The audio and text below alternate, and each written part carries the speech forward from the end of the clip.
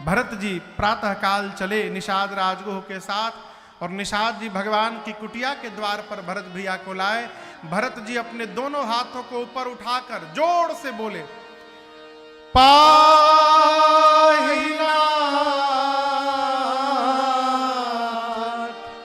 कही पाही गोसाई, भूतल पड़े लकुट की। भरत भैया भगवान के श्री चरणों में नहीं, द्वार पर कुटिया के गिर पड़े, दोनों हाथ को ऊपर उठाकर जैसे लकड़ी गिर जाए खड़े खड़े गिर पड़े और बोले, पाहिनाथ पाहिनाथ तवास्मि राघव। भगवान से पहले लक्ष्मण जी सुन लिए, धरती पर प्रणाम करके राम जी से बोले, प्रभु भैया भरत प्रणाम करत रघुनाथ। जैसे लक्ष्मण जी के मुख से निकला भरत प्रणाम करत रघुनाथा, भगवान का वेग देखिए। उठे राम सुनि प्रेम अधीरा, कहूँ पट कहूँ निशंग धनु तीरा, कहूँ पट कहूँ निशंग धनु तीरा, कहूँ पट कहूँ निशंग धनु तीरा। भगवान इतने वेग से चले हैं कि लक्ष्मण जी के पास भगवान का शरीर का पटका, एक हाथ का धनुष, दूसरे हाथ का बाण, कमर का निशंग, ये चारों गिर गए। क्यों गिर गए? धर्म अर्थ काम मोक्ष चार वस्तु छोड़ के भरत जी आए हैं, तो पटका धनुष बाण निशंग चार वस्तु छोड़ के राम जी गए हैं। जितना त्याग करके और जितनी व्याकुलता से आप भगवान के लिए दौड़िएगा, भगवान भी उतना त्याग करके और व्याकुलता से आपके लिए दौड़ पड़ेंगे। इसलिए गिरा। उठे राम सुनि प्रेम अधीरा, कहूँ पट कहूँ निशंग धनु तीरा, कहूँ पट कहूँ निशंग धनु तीरा, कहूँ पट कहूँ निशंग धनु तीरा। भगवान गए तो ये पटका गिर गया लक्ष्मण जी के पास। पटके ने कहा भरत लक्ष्मण जी से कि आपको पता चला हम क्यों गिर गए? राम जी जाकर भरत जी को उठाकर गले से लगाएंगे। यदि हम राम जी के शरीर पे रहते और राम जी भरत जी को गले से लगाते तो हम दोनों भाइयों के बीच में दीवार बन जाते। लक्ष्मण जी, भाई जब भाई से मिले ना तो बीच में किसी को वहां दीवार नहीं बनना चाहिए, इसलिए हम शरीर से नीचे गिर गए। उठे राम सुनि प्रेम अधीरा, कहूँ पट कहूँ निशंग धनु तीरा, कहूँ पट कहूँ निशंग धनु तीरा, कहूँ पट कहूँ निशंग धनु तीरा। धनुष बाण गिर गए। धनुष बाण ने लक्ष्मण जी से कहा, आप तो धनुष पर बाण चढ़ाकर भरत जी को मारने जा रहे थे, लेकिन देखिए राम जी गए तो हम गिर गए। लक्ष्मण जी, भाई भाई से मिलता है तो हथियार लेकर नहीं मिलता है, भाई भाई से मिलता है तो प्रेम से भरा अपना हृदय लेकर मिलता है, इसलिए हम नीचे गिर गए। उठे राम सुनि प्रेम अधीरा, कहूँ पट कहूँ निशंग धनु तीरा, कहूँ पट कहूँ निशंग धनु तीरा, कहूँ पट कहूँ निशंग धनु तीरा। राम जी गए, लगे भरत भैया को उठाने, भरत जी उठ नहीं रहे हैं। जानते क्यों? भरत जी को एक बात की ग्लानि है, मेरे कारण मेरे प्रभु को वन में आना पड़ा, अब मैं इनको मुंह दिखाने लायक नहीं रहा। भरत जी सोचते हैं यदि उठ जाऊंगा तो इस पापी का मुख सामने चला जाएगा रघुनाथ जी के। राम जी बरबस उठाते हैं। भरत जी कहे, प्रभु मैं मुख दिखाने लायक नहीं हूं।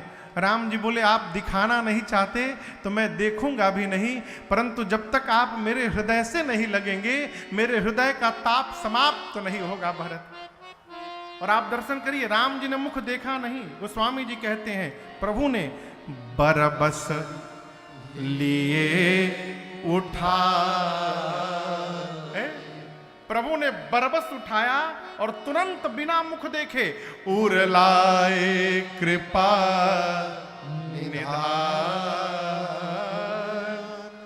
भरत राम की मिलन लखे बिसरे सब ही अपार। बरबस श्री रघुनाथ जी ने भरत जी को उठाकर अपने हृदय से लगा लिया और दोनों भाई गले लगकर आज इतना रोए हैं, आपको कहूं तो शायद विश्वास न हो, परंतु ये सत्य है और प्रमाण भी है।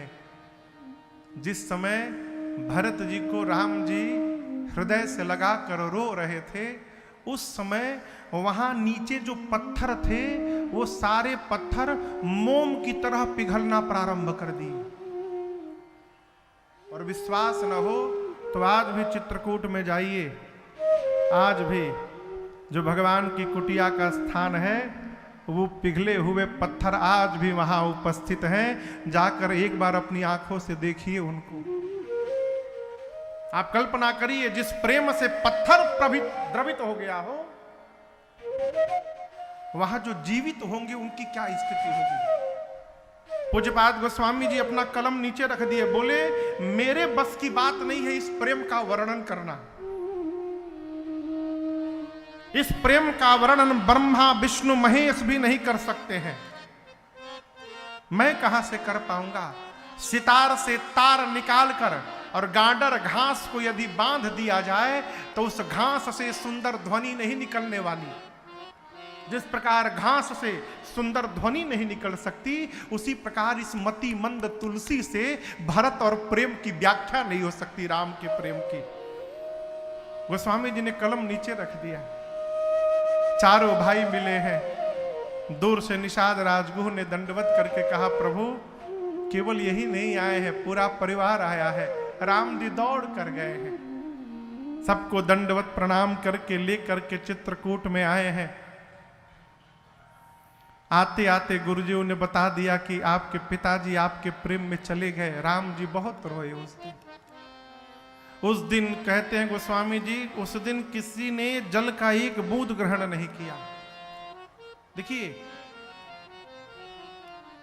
आसपास में कोई चला जाए तो केवल हम मुख से न कहें कि हमको दुख है, वो दुख हमारे व्यवहार में दिखाई देना चाहिए। क्षमा करिएगा, मनुष्य इतना गिर चुका है कि बगल में कोई घटना घट जाती है तो घरवा कहता है जल्दी से 2 पराठा दे दो, चला जाऊंगा घाट में तो भोजन नहीं कर पाऊंगा। आप सोचिए हम कहां जी रहे हैं। यहां गोस्वामी जी कह रहे हैं कि जैसे राम जी को पता चला, राम जी इतना रोए हैं, भे अति बिकल धीर धुरधारी। राम जी को रोता देख पूरा परिवार समाज रोने लगा। और जब सब लोग रोने लगे तो गोस्वामी जी कहते हैं ऐसा लग रहा है कि मानो इसी समय महाराज का महाप्रयाण हुआ है। गुरु जी बार बार बोले, किसी ने जल का एक बूंद ग्रहण नहीं किया।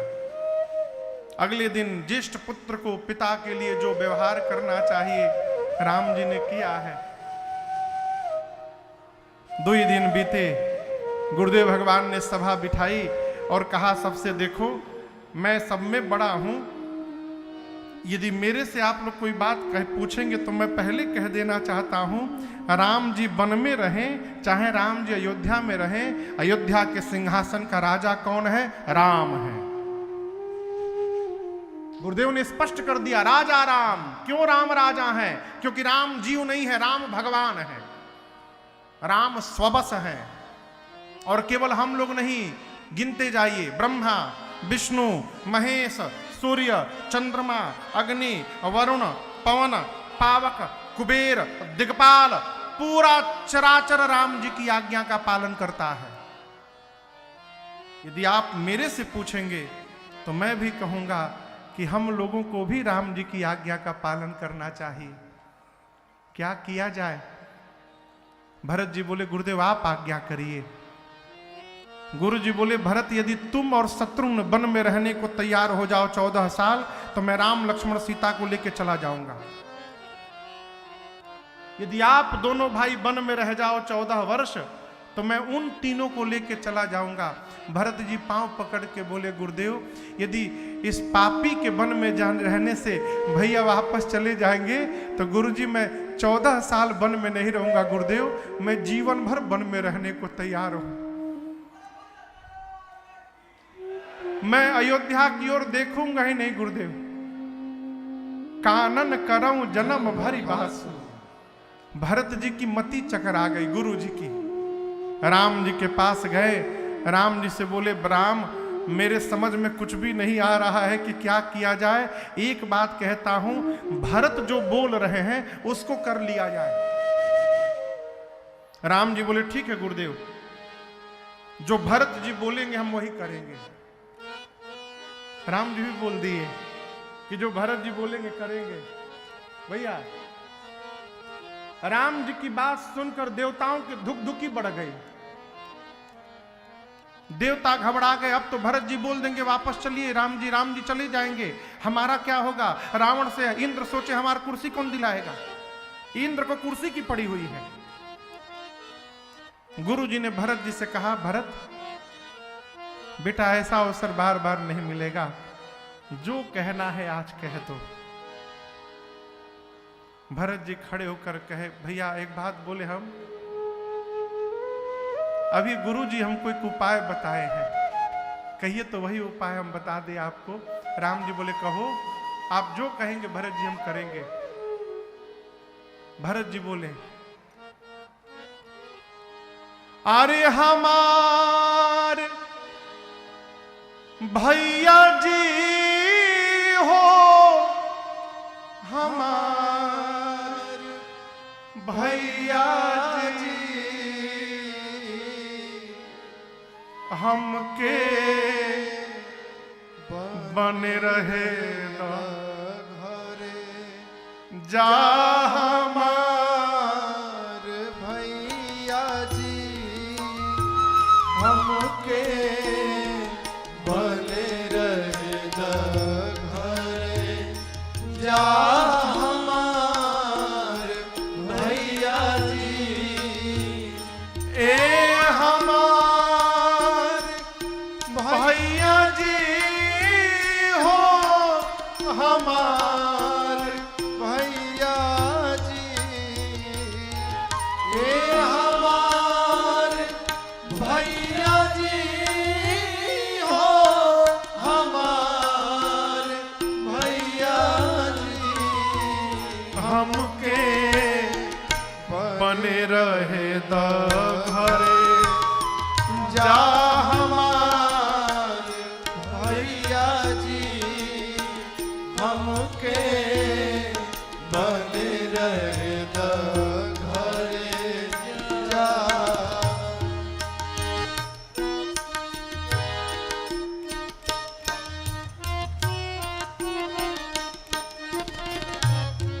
राम जी बोले, अकेले कैसे रहोगे। बोले, अकेले नहीं रहेंगे, शत्रुघ्न संग वन में रहा हरदम। शत्रुघ्न संग वन में रहा हरदम। राखी भाई के दुलार, ए हमार भैया जी। राखी भाई के दुलार, ए हमार भैया जी हमके बने रहे द घरे, जा। राम जी मना कर दिए कि आपको मैं वन में नहीं रहने दूंगा अकेले। अब भरत जी सोचे अब क्या कहे, भैया तो मना कर दिए। बहुत विचार किए, बोले ठीक है प्रभु, नाही मनबा नाथ ता हमरो के राख साथ। नाही मनबा नाथ ता का भइल बा जैसे तीन वैसे चार ए हमार भैया जी जैसे तीन वैसे चार ए हमार भैया जी हमके बने रहे धरे या हमार भैया जी हमके बने रहे धरे हमके बने रहे धरे हमके बने रहे धरे या। भरत जी ने कहा कि लक्ष्मण को वापस करिए, मुझे साथ में रखिए, नहीं तो हम शत्रुघ्न दोनों भाई वन में रहेंगे, आप तीनों वापस जाइए। नहीं तो प्रभु मैं लक्ष्मण और शत्रुघ्न हम तीनों वन में रहने को तैयार हैं, आप मां को लेकर वापस चले जाइए। इन तीनों में से जेहि विधि प्रभु प्रसन्न मन होई करुणा सागर कीजिए सोई। आपका जैसे मन प्रसन्न हो प्रभु आप आज्ञा करिए। राम जी सोच में पड़ गए। उसी क्षण मिथिला के दूतों ने आकर सूचना दिया कि राम जी, जनक जी महाराज पूरा समाज लेकर आए हैं। राम जी दौड़ कर गए, समादर आदर सत्कार करके लेकर आए, उचित स्थान प्रदान किया है। 4 दिन बाद सीता जी की मां सुनैना जी राम जी की मां कौशल्या जी के पास गई। ये प्रसंग मैंने बीच में सुनाया था आपको। कौशल्या जी ने कहा कि आप जनक जी से कहिए कि राम लक्ष्मण को छोड़ के भरत को साथ में रख ले। सुनैना जी समझा करके सीता जी को साथ में लेकर गई। महाराज जनक ने जैसे मां जानकी को देखा, महाराज भाव विह्वल हो गए, हृदय से लगाकर खूब प्रशंसा की। घर में बेटी जन्म लेना, लड़का के जन्म में तो थरिया बजवावत है, जब बेटी जन्म ले तो बैंड बाजा बजवाया करिए।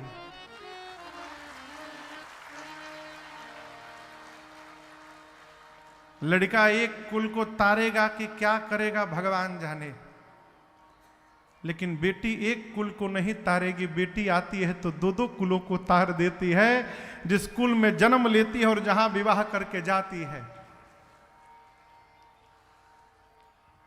एक व्यक्ति हैं, परिचित हैं, मैं बताऊं आपको, उनकी 3 बेटी और 1 बेटा। पहली बेटी हुई तो उसका नाम रखे आपत्ति। मैं आपको सत्य घटना सुना रहा हूं। दूसर की बेटी हुई तो उसका नाम रखे थे विपत्ति, घर में बुलाने का नाम है ये। तीसर की हुई उसका नाम रखे समस्या, और चौथा बेटा हुआ तो उसका नाम रखे समाधान। अब बुढ़ापे में लड़कवा वो समाधान किया उनका, ऐसा समाधान किया कि जिसको आपत्ति विपत्ति समस्या कह रहे थे, वही 3 बेटियां मिलकर बुढ़ापे में पिता का देखभाल करती रही। बेटियों का सम्मान करिए। मनु महाराज कहते हैं, यत्र नार्यस्ति पूज्यन्ते रमन्ते तत्र देवता। जिस घर के आंगन में माताएं बहनें बेटियां खिलखिलाती नाचती हैं, उस घर में 33 कोटि देवता आकर वास करते हैं दिन रात। सारे देवताओं का वास उस घर के आंगन में होता है। लड़का तो सबको हो जाता है हो, बेटियां सबको नहीं होती हैं। बेटियां उसी को होती हैं जो सौभाग्यशाली होता है। इसलिए बेटियों का आदर करिए। यहां जनक जी महाराज ने मेरी मां जानकी को हृदय से लगा लिया और बोल पड़े, पुत्री पवित्र किए कुल दो,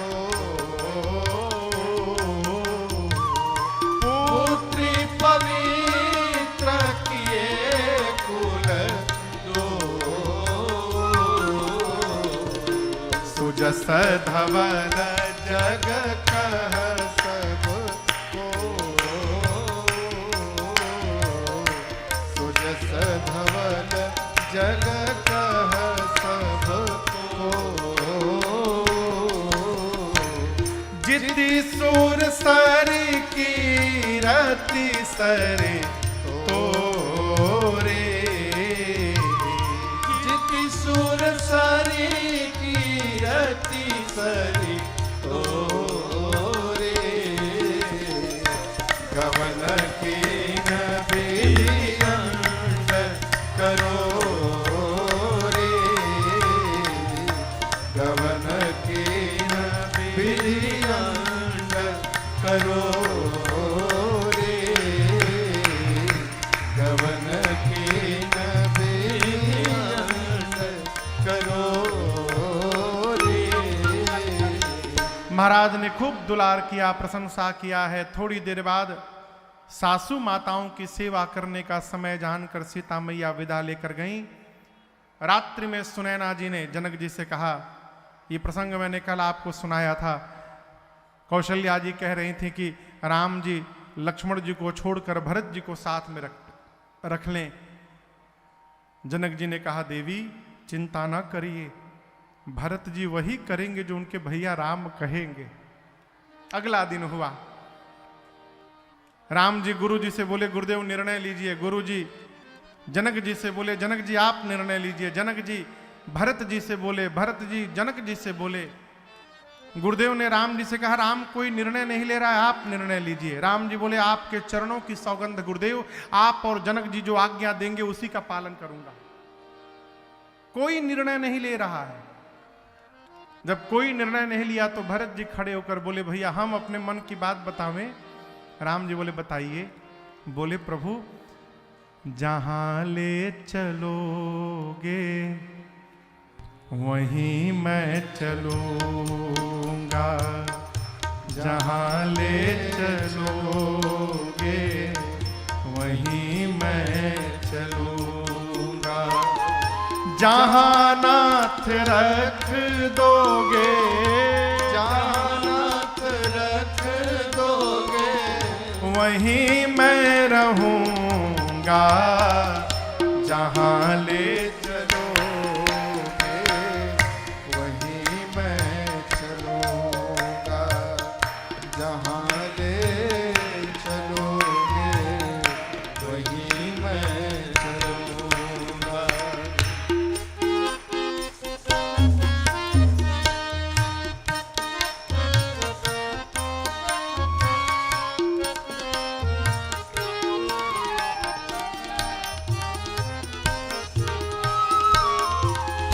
ये जीवन समर्पित शरण में तुम्हारे, तुम ही मेरे सर्वस्व, तुम ही प्राण प्यारे। ये जीवन समर्पित शरण में तुम्हारे, तुम ही मेरे सर्वस्व, तुम ही प्राण प्यारे।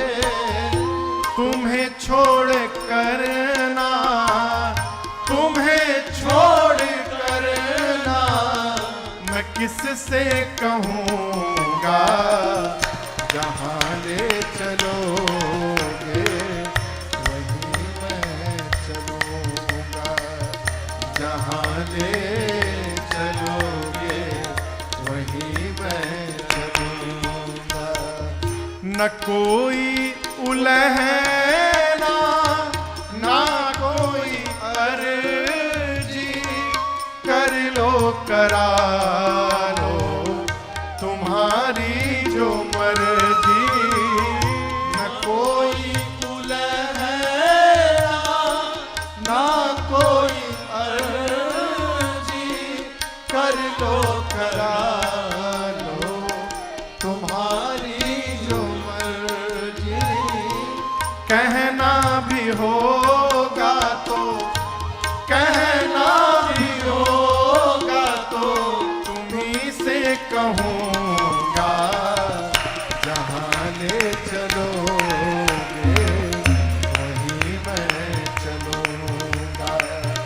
जहाँ ले चलोगे वहीं मैं चलूँगा। जहाँ नाथ रख दोगे, जहाँ नाथ रख दोगे वहीं मैं रहूँगा। जहाँ ले चलोगे वहीं मैं चलूँगा, वहीं मैं चलूँगा, वहीं मैं चलूँगा।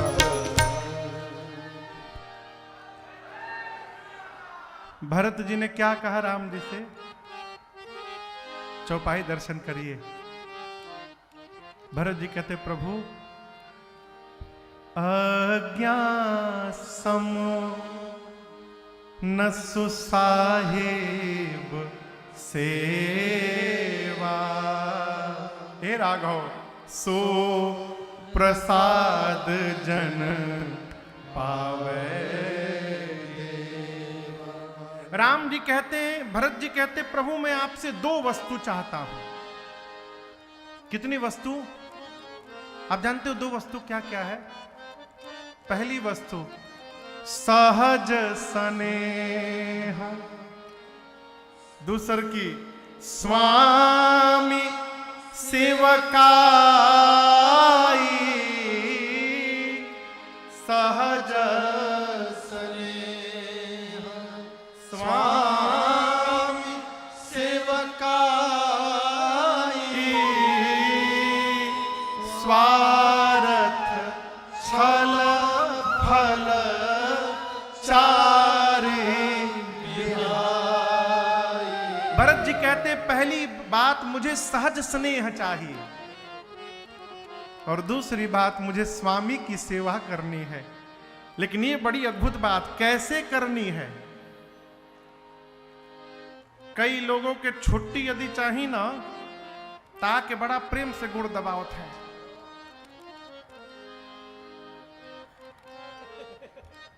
और जब पूर्णवासी के गुड़ दबाई शुरू हो जाता है तो हम समझ जाते हैं कि लागत है कोनो विशेष बात है आज।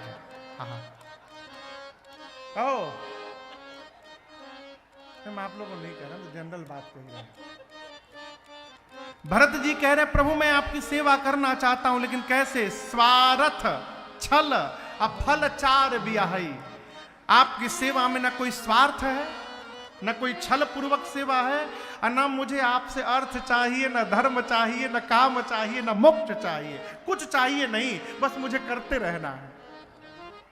राम जी बोले कैसी सेवा करना चाहते हो? भरत जी बोले अज्ञा समना सुसाहिब सेवा। स्वामी की सरकार श्री चरणों में दंडवत कहिएगा मेरा। स्वामी के आज्ञा का पालन करना, इससे बढ़कर स्वामी की दूसरी सेवा नहीं होती है। भरत जी कहते हम वही प्रसाद चाहते, प्रभु कृपा करिए, आप आज्ञा करिए मुझे। राम जी ने भरत जी को अपने बगल में बिठाया और कहा भरत जी आप तो सब जानते हैं, अरे जाना होता तरनिकूलरी सत्य संध पितु कीरति। आप पिताजी के सत्य को जानते हैं, रघुकुल की रीति को जानते हैं। रघुकुल की रीत आप लोग जानते हैं? रघुकुल रीति सदा चलिया, प्राण जाहि बरु बचना। ये रघुवंश की रीत है। राम जी कहते हैं आप रघुकुल की रीत को जानते हैं भरत जी। हम तो ये कहेंगे आप अपने धर्म का पालन करिए और मुझसे मेरे धर्म का पालन कराइए, सो तुम करहु करावहु मोहु। भरत जी बोले प्रभु हमारा तो एक ही धर्म है, अंतिम श्वास तक आपकी आज्ञा का पालन करते रहना है नाथ। मैं अपने ही धर्म का पालन कर रहा हूं, आप आज्ञा करिए। राम जी समझ गए कि लगता है मुझे कहना पड़ेगा। राम जी बोले ठीक है, कह देता हूं, चलिए आज हम और आप बंटवारा कर लेते हैं। भरत जी बोले भैया आप बंटवारा करेंगे मेरे से? राम जी बोले करेंगे भाई, लेकिन संपत्ति का बंटवारा नहीं करेंगे। हम दोनों भाई अपने घर की विपत्ति का बंटवारा करेंगे, हम लोग विपत्ति बांटेंगे। ये प्रसंग कहता है माई बाप भाई से यदि बांटना है तो विपत्ति बांटिए। संपत्ति तो बहुत लोग बांटे वाला मिल जाए है? लोग कहते हैं महाराज हमारे भाई जैसे हैं। भाई जैसे माने नकली, असली भाई के साथ जैसे नहीं लगाना पड़ता है। हम लोग घूमते रहते हैं ना कथाओं में, लोग कहते हैं महाराज इसको अपना ही घर समझिएगा। एक बात बतावें, जो अपना घर होता है उसको समझना नहीं पड़ता है। ये सामने वाले इसलिए कह रहे हैं कि 9 दिन तक ही समझिएगा, 10वें दिन ना समझिएगा। ओ 9वें दिन आपन समझिएगा, 10वें दिन फिर हमको हमार समझिएगा। जो अपना होता है माई बाप वो अपना ही होता है। भाई से बंटवारा न करिए, जीवन में इसका निर्णय करिए। आपकी प्राथमिकता धन है कि आपकी जीवन की प्राथमिकता आपके संबंध हैं, इसका निर्णय आपको स्वयं करना है। भाई से अलग हो जाने के बाद जीवन समाप्त है माई बाप। अरे जब जब याद आई भाई के दुलार तो हरा, तब तब काटे धाई आंगना उद्वार तो हरा। जब जब याद आई भाई के दुलार तो। इसलिए प्रथा कहती है भाई से विपत्ति बांटी।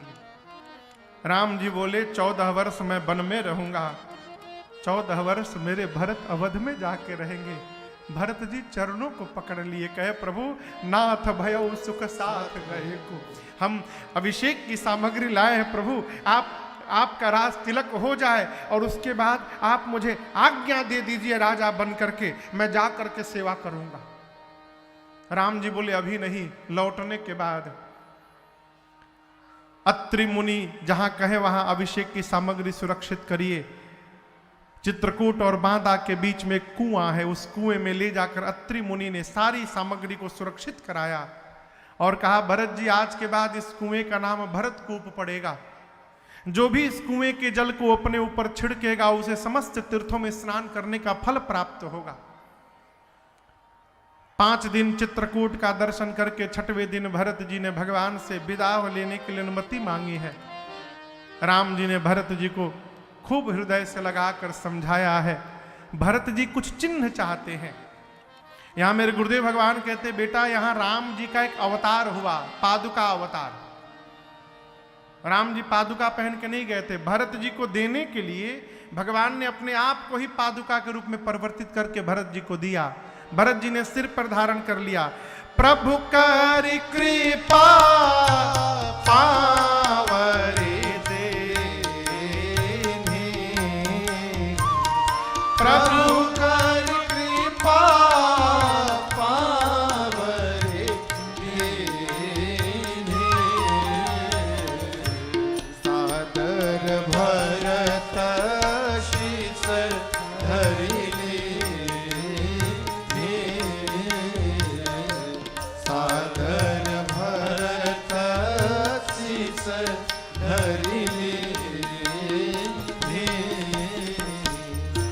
भरत मुदित अवलंबन हेते, भरत मुदित अवलंबन हेते। अस सुख जस सिया राम रहे ते, सुख जस सिया राम रहे ते अस सुख जस सिया राम रहे ते। जैसे प्रभु ने पादुकाओं को दिया, भरत भैया ने पादुकाओं को सिर पर धारण कर लिया। राम जी ने जाते समय भरत जी को हृदय से लगाया। दोनों भाई बहुत रोए हैं। दोनों समाज को यथा योग्य आदर सत्कार दंड प्रणाम करके भगवान ने चित्रकूट से विदा किया है। 9 दिन का समय लगा। भरत जी दोनों समाज मिथिला अवध समाज को लेकर 9 दिनों में चित्रकूट से अयोध्या पहुंचे हैं। जाने के साथ भरत जी ने सबसे पहला कार्य जो किया, भगवान के पादुकाओं को अयोध्या के सिंहासन पे पधरा दिया। श्री जनक जी महाराज 5 दिन रुककर राजपाट की व्यवस्था सुदृढ़ करवाकर गुरुदेव एवं माताओं से अनुमति लेकर के अपने समाज के साथ मिथिला की ओर बढ़े।